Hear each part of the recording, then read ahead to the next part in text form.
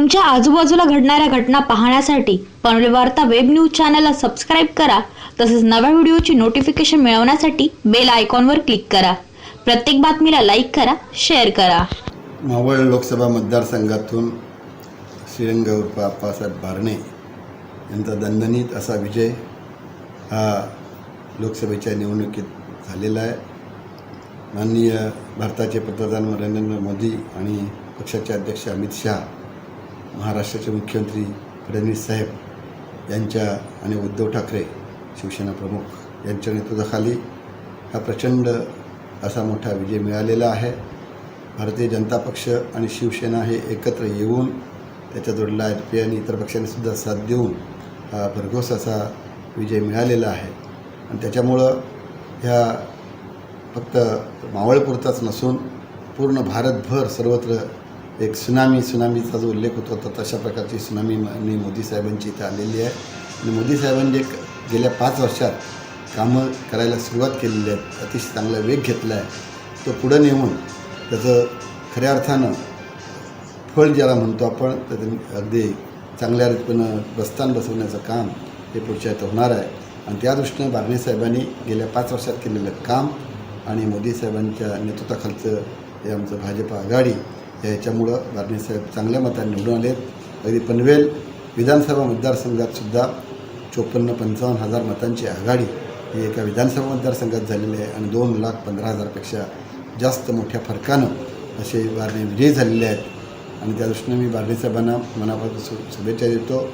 मी कालही भेटलो, निवडणुकीच्या काळात अनेक वेळा आम्ही एकत्र प्रचार केला आणि अतिशय चांगला असा हे व्यक्ती निवडून गेल्या कारणानं मी त्यांना मनापासून अधिक शुभेच्छा देतो की आता आणखीन चांगलं काम त्यांचं होईल आणि भारताच्या प्रगतीमध्ये, मावळच्या उन्नतीमध्ये त्यांचा खास मोठा वाटा राहील।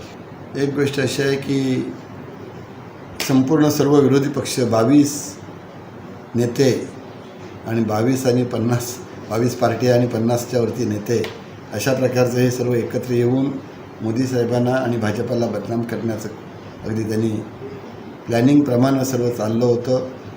आणि खोटं नाटं टाकून परंतु बदनाम करूनशी एकंदरीत म्हणजे भारतीय जनता पक्ष हा कशा रीतीनं इथं साधारणतः देशाला पोषक नाही असं दाखवण्याचा प्रयत्न होता।